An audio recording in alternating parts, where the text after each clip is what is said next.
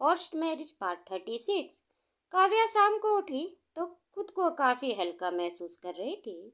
Exam का पहला दिन अच्छा गया था क्योंकि अभी उसको सुकून भरी नींद मिली थी। कमरे से बाहर आकर उसने देखा कि नलिनी जी लिविंग एरिया में बैठी मैगजीन पढ़ रही थी। मम्मी जी, काव्या ने धीरे से कहा। नलिनी जी ने पलटकर प्यार से देखा। अरे उठ गई बेटा? हाँ मम्मी जी, अब ठीक है, काव्या मुस्कुराई। चलो अच्छा है। तुम्हारा एग्जाम कैसा गया? अच्छा गया मम्मी जी। साहिल कहीं गए हैं क्या? नलिनी जी ने गहरी सांस ली। साहिल आजकल बहुत लापरवाह हो गया है। मुझे लगता है इसे अब थोड़ी डांट सुनानी पड़ेगी। पता नहीं कहाँ गया है। दोपहर का गया हुआ जो अभी तक नहीं आया है। तुम चलो, मैं कॉफी बनाने जा रही थी, तुम भी पी लेना। जी मम्मी जी, कहकर काव्या नीचे किचन की तरफ बढ़ गई। तभी गेट पर एक तेज आवाज हुई। साहिल भागते हुए घर में घुसा। वो थोड़ा घबराया हुआ लग रहा था। क्या हुआ साहिल, तुम इतना लेट क्यों हो? नलिनी जी चिंता से पूछा। मम्मी, वह एक्चुअली दोस्त के साथ रुक गया था, पर अब मैं जल्दी में हूँ, मुझे कुछ इम्पोर्टेंट काम है, साहिल ने लड़खड़ाते हुए कहा और तुरंत अपने कमरे की तरफ भाग गया। काव्या और नलिनी जी दोनों एक दूसरे को हैरानी से देखने लगी। ये क्या हो रहा है? नलिनी जी बुदबुदाई, आजकल इसको क्या हो गया है? हर वक्त कहीं ना कहीं भागता रहता है, पहले तो ऐसा नहीं था। काव्या ने कॉफी बनाते हुए कहा। हो सकता है पढ़ाई या दोस्तों में ज्यादा बिजी हो। हाँ शायद। नलिनी जी बात खत्म की और दोनों ने कॉफी पीते हुए थोड़ी देर तक इधर उधर की बातें की। रात में काव्या अपने कमरे में पढ़ाई कर रही थी। तभी दरवाजा खटखटाया गया। उसने दरवाजा खोला तो सामने जिया खड़ी थी। उसके चेहरे पर एक अजीब सी शांत मुस्कान थी जो काव्या को असहज कर रही थी। मैं अंदर आ सकती हूँ? जिया ने पूछा। हाँ हाँ आइए, काव्या ने हिचकिचाते हुए कहा। जिया अंदर आई और बेड के किनारे बैठ गई। उसने सीधे काव्या की आंखों में देखा और अपनी आवाज को यथासंभव मीठा बनाते हुए बोली। देखो काव्या, मुझे तुमसे कुछ बहुत जरूरी बात करनी है। मुझे पता है तुम भी जानती हो कि अर्जुन और मेरे बीच क्या है। काव्या शांत रही। उसने मन की घंटी बजने लगी थी। देखो, मैं चीजों को सीधा रखना चाहती हूँ। अर्जुन मुझसे प्यार करता है। हम दोनों की शादी बचपन में ही तय हो चुकी थी। ये तो बस कुछ परिस्थितियों के कारण तुम्हारी और उसकी शादी हो गई। जिया ने जानबूझकर परिस्थितियों पर जोर दिया। मैं जानती हूँ ये सब तुम्हारे लिए आसान नहीं, पर सच्चाई यही है। तुम सिर्फ 6 महीने के लिए इस घर में आई हो और हम दोनों का रिश्ता बहुत पुराना है। अब ये तुम्हारा कर्तव्य है कि तुम हमारे प्यार को समझो और हमारे बीच से हट जाओ। काव्या का चेहरा गुस्से से लाल हो गया। ये क्या बकवास है? आप क्या कह रही हैं? जी अजी, मैं अर्जुन की पत्नी हूँ। आपका कोई हक नहीं है मेरे कमरे में आकर इस तरह की बातें करने का। जिया ने शांत रहने का नाटक करते हुए कहा। गुस्सा मत हो काव्या, गुस्सा सेहत के लिए अच्छा नहीं। मैं बस तुम्हें सच्चाई से अवगत करा रही हूँ। तुम भी जानती हो कि तुम दोनों के रिश्ते में कोई प्यार नहीं है। तुम रात को अकेली सोती हो, क्या ये सच नहीं? काव्या सुन रह गई। ये कैसे जानती है? जिया उसके चेहरे के भाव पढ़े और विजयी मुस्कान के साथ आगे कहा। देखो, मैं तुम्हारी जगह होती तो खुशी खुशी अपने पति को उसकी असली महबूबा को लौटा देती। तुम एक पढ़ी लिखी लड़की हो, तुम अपनी जिंदगी में आगे बढ़ सकती हो। ये शादी तुम्हारे लिए भी एक समझौता है ना? मैं तुम्हें वादा करती हूँ, अगर तुम अर्जुन की जिंदगी से निकल गई तो मैं तुम्हारी मदद करूंगी। तुम्हारा भविष्य बर्बाद नहीं होगा। काव्या ने जिया की आंखों में देखा। वहां सिर्फ घमंड और साजिश थी। जिया जी, काव्या ने अपनी आवाज को स्थिर करते हुए कहा। मैं नहीं जानती कि आपके और अर्जुन के बीच क्या था और क्या है। अब मैं उनकी पत्नी हूँ। ये शादी मेरे लिए समझौता हो सकती है, पर इसे तोड़ने का फैसला मैं नहीं करूँगी। और जहाँ तक मेरे पति से दूर होने की बात है, ये मेरा कमरा है और मैं कब कहाँ किसके साथ सोती हूँ इससे आपको कोई मतलब नहीं होना चाहिए। काव्या ने तेजी से उठकर दरवाजे की तरफ इशारा किया। मुझे अपने एग्जाम की तैयारी करनी है, अब आप जा सकती हैं। जिया का चेहरा गुस्से से तमतमा उठा। उसकी शांत मुद्रा टूट गई। तुम पछताओगी काव्या, जिया ने फुसफुसाते हुए धमकी दी। तुम नहीं जानती मैंने क्या खोया है।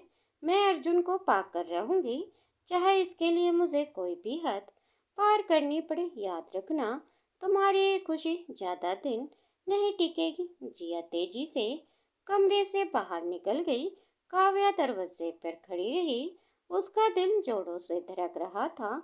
जिया की धमकी ने उसके मन में अजीब सा डर बैठ गया था, पर साथ ही एक नई आग भी भड़क उठी थी। अब इस रिश्ते को हल्के में नहीं ले सकती थी। उसने दरवाजा बंद किया, पलंग पर बैठी गहरी सांस ली। जिया जी, उसने धीरे से कहा, अब अगर आप इस रिश्ते को तोड़ने की कोशिश करेंगी तो मैं भी चुप नहीं बैठूंगी।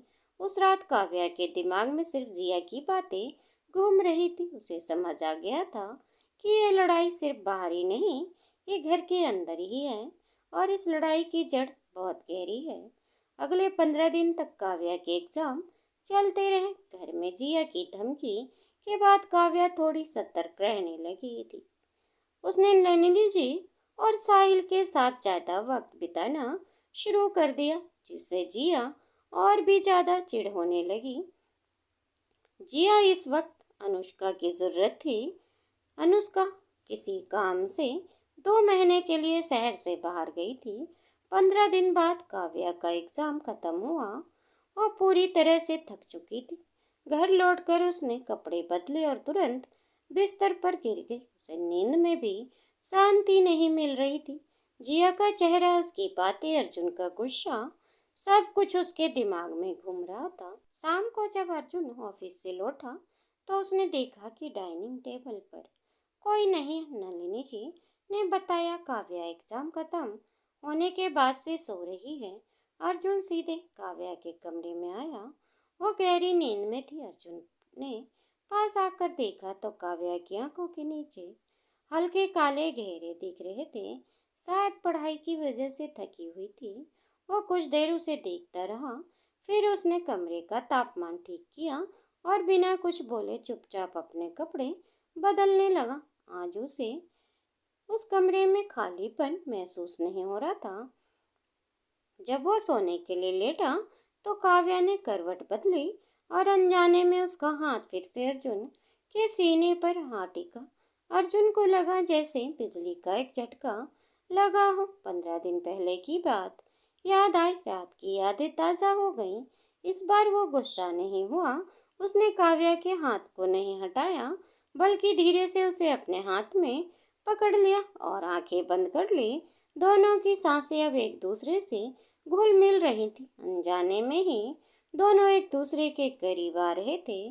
थोड़ी देर बाद अर्जुन को लगा कि काव्या की उंगलियां उसके हाथ पर धीरे धीरे से सरक रही और नींद में ही शायद कुछ महसूस कर रही थी। अर्जुन ने अपनी उंगलियों से उसका हाथ सहलाया। ये रात पहली रात से अलग थी। यहाँ कोई झल्लाहट नहीं थी, कोई जबरदस्ती नहीं थी। बस दोनों एक दूसरे की बाहों में एक अनजाने में रिश्ते की गर्माहट महसूस कर रहे थे। अगली सुबह कमरे में हल्की रोशनी फैल चुकी थी। अर्जुन की नींद खुली। उसने तुरंत अपने सीने पर महसूस हो रहे वजन को पहचाना। काव्या अभी भी उसके सीने से चिपकी थी। उसका हाथ अर्जुन के हाथ में था।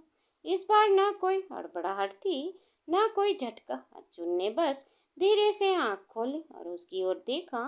वो गहरी नींद में मासूमियत और सुकून से लिपटी लग रही थी। अर्जुन को पिछले कुछ दिनों में महसूस हो रही थकान, तनाव, जिया की बातें, सब कुछ इस पल में कहीं गुम हो गया था।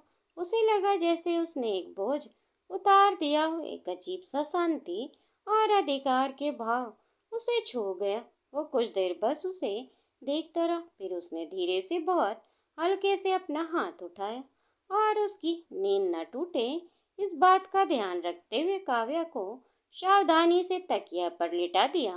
वह बिस्तर से उठा, अपने कपड़े लिए और नहाने चला गया।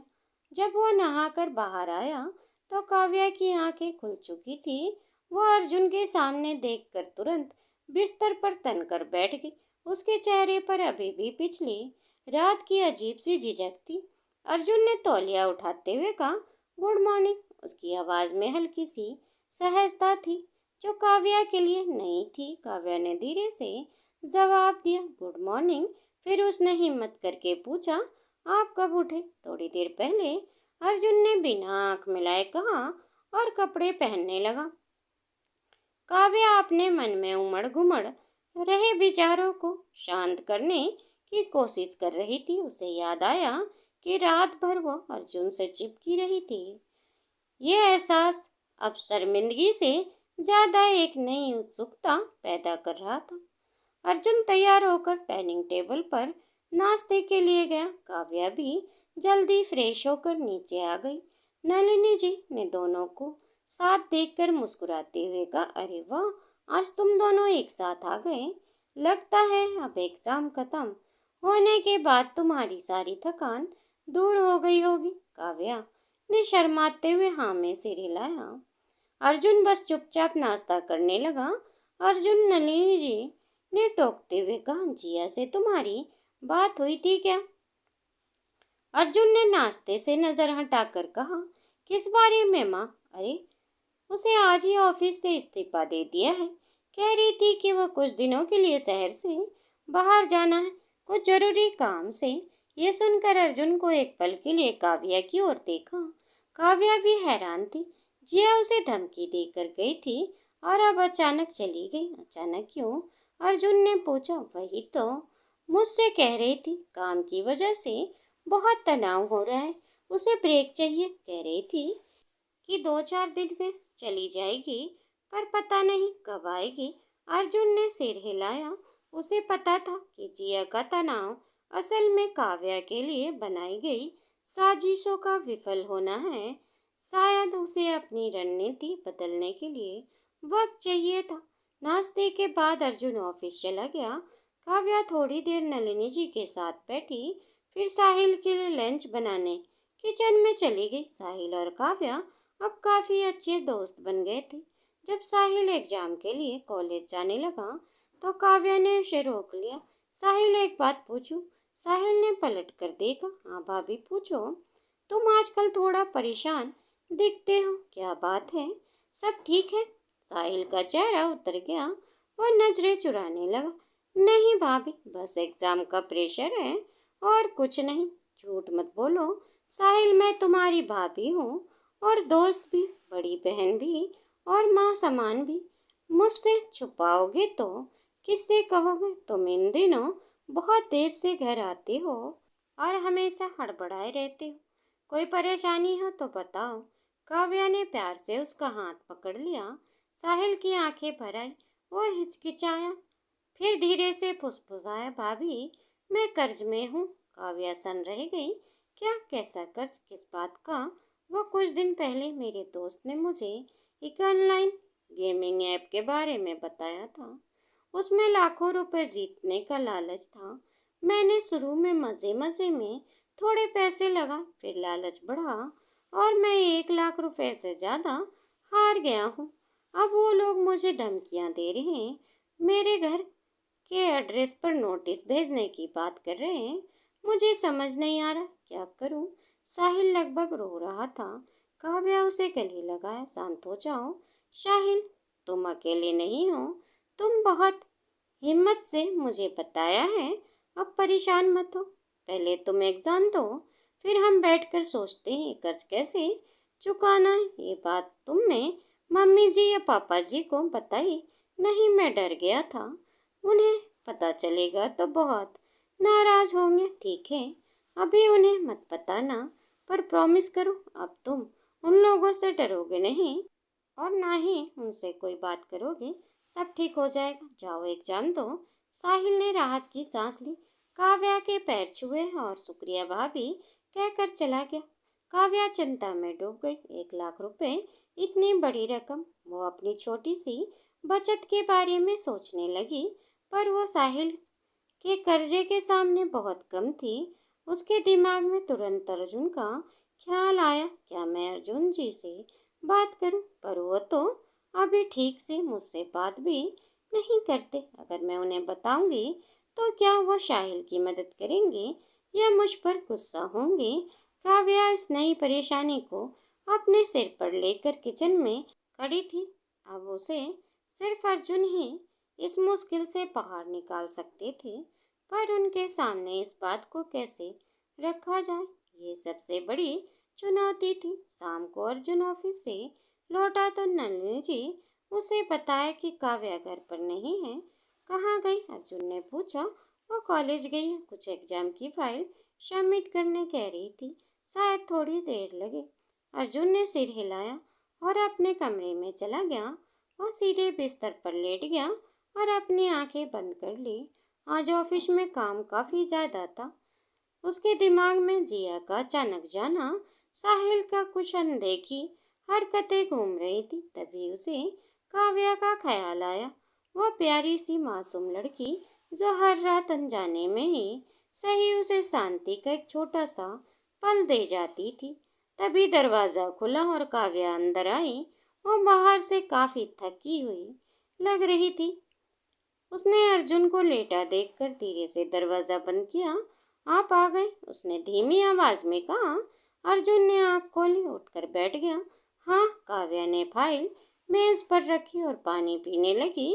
उसे देखकर अर्जुन को लगा ये सही वक्त है साहिल की बात करने का। साहिल, आजकल तुम्हें कुछ परेशान लग रहा है? अर्जुन ने सीधे पूछा। काव्या चौंक गई। क्या साहिल ने अर्जुन जी को बता दिया? नहीं, वो एग्जाम का प्रेशर था। शायद काव्या ने झूठ बोलने की कोशिश की। मुझे लगता है तुम झूठ बोल रही हो काव्या। मुझे साहिल के कुछ दोस्तों से पता चला है। क्या उसे पैसों की दिक्कत है? अब काव्या के पास कोई विकल्प नहीं बचा था। वो साहस जुटाकर अर्जुन के पास आई और धीरे से कहा, हाँ अर्जुन जी, उसे पैसों की दिक्कत है। वो एक ऑनलाइन गेमिंग की लत में फंस गया है। उस पर 1 लाख रुपए का कर्ज है। वो बहुत डरा हुआ है। अर्जुन का चेहरा सुनकर पहले तो सन रह गया, फिर उसकी भौहें तन गई। क्या 1 लाख? और उसने तुम्हें बताया? तुम्हें क्या लगा तुम इस बात को छुपाओगी? अर्जुन की आवाज हल्की सी नाराजगी थी। नहीं अर्जुन जी, मैंने ये नहीं सोचा कि मैं इसे छुपाऊंगी, पर मैं डर गई थी। अगर मैं सीधे मम्मी जी को बताती तो वो बहुत परेशान होती। साहिल ने मुझे मना किया था, पर मुझे पता था कि आप ही हमारी मदद कर सकते। काव्या की आवाज में एक अजीब सी याचना थी। अर्जुन ने गहरी सांस ली। ठीक है, मुझे अब सब पता चल गया है। अब तुम जाओ और आराम करो। ये मामला मैं संभालता हूँ और अगली बार कोई भी परेशानी हो तो बिना डरे सीधे मुझे बताना, समझी? काव्या उस पल अर्जुन की आंखों एक सहारा लगी। उसने धीरे से जी कहा और कपड़े बदलने चली गई। अर्जुन ने फोन उठाया और किसी को कॉल लगाया। हेलो, मैं अर्जुन बोल रहा हूँ। मुझे ऑनलाइन बेटिंग रैकेट में फंसे कुछ स्टूडेंट की डिटेल चाहिए। हाँ फौरन, खासकर साहिल नाम की से। क्या कोई मुझे बताएगा कि ऐसा क्या हुआ कि अर्जुन और काव्या के बीच बातचीत होने लगी? और जिया कहाँ है, क्या करने जा रही है? कमेंट करें दोस्तों। उम्मीद करती हूँ आपको कहानी पसंद आई होगी। कहानी पसंद आई हो तो वीडियो को ज़्यादा से ज़्यादा लाइक करें। चैनल पर नए हो तो चैनल को सब्सक्राइब करना ना भूलें।